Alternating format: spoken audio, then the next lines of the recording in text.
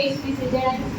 એઇડ્સના ટૂંકા નામે ઓળખાતા આ રોગનું નામ છે એક્વાયર્ડ ઇમ્યુનોડેફિશિયન્સી વાયરસ, જે આપણા શરીરમાં રોગપ્રતિકારક શક્તિ ઘટાડે છે તેની પાછળનો જવાબદાર વાયરસ છે HIV, હ્યુમન ઇમ્યુનોડેફિશિયન્સી વાયરસ, જે આપણા શરીરમાં પ્રવેશે છે, આપણી રોગપ્રતિકારક શક્તિને ઘટાડે છે। વિશ્વમાં સૌપ્રથમ અમેરિકામાં 1981માં પ્રથમ દર્દી એઇડ્સનો મળ્યો હતો અને ત્યારબાદ 1986માં આપણા દેશમાં પ્રથમ દર્દી ડૉક્ટર સુનિધિ સોલોમન એક સેક્સ વર્કરને એઇડ્સ હોવાનું નિદાન કર્યું હતું। ભારત ત્રીજા ક્રમે છે, સૌથી વધુ એઇડ્સ થાય છે આપણા ભારતમાં। હવે એઇડ્સથી ડરવાની જરૂર નથી અને એઇડ્સ એ માત્ર 4 માધ્યમો દ્વારા ફેલાય છે।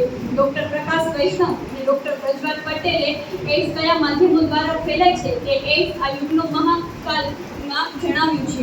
એઇડ્સ એ માતા દ્વારા બાળકમાં જંતુનાશક સાધનોના ઉપયોગ વખતે અને જાતીય સંબંધો દ્વારા અને લોહી દ્વારા ફેલાય છે।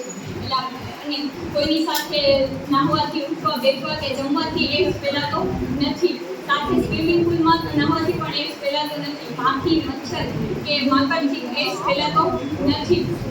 અને કોઈના પરસેવાથી એઇડ્સગ્રસ્ત વ્યક્તિના પરસેવા કે આંસુથી એઇડ્સ ફેલાતો નથી।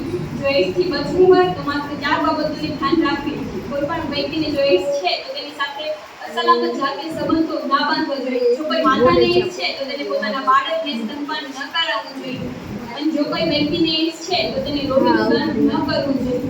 અને જો કોઈ વ્યક્તિ એઇડ્સગ્રસ્ત છે તો તે અને આપણે ક્યારે પણ હોસ્પિટલમાં ઇન્જેક્શન લેવા કે જઈએ ત્યારે ધ્યાન રાખવું કે એ ઇન્જેક્શન પહેલાં વપરાયેલ નથી અને જે એઇડ્સગ્રસ્ત સારવાર માટે જે ઇન્જેક્શન વપરાયેલા છે એનો તુરંત નિકાસ કરવો જોઈએ। એઇડ્સગ્રસ્ત વ્યક્તિથી આપણે ડરી અથવા તો તેને દૂર ભાગીએ નહીં, પરંતુ તેનો સાથ આપી તેને પણ આપણે સહકાર બની ચાલો સાથે મળી અને એઇડ્સ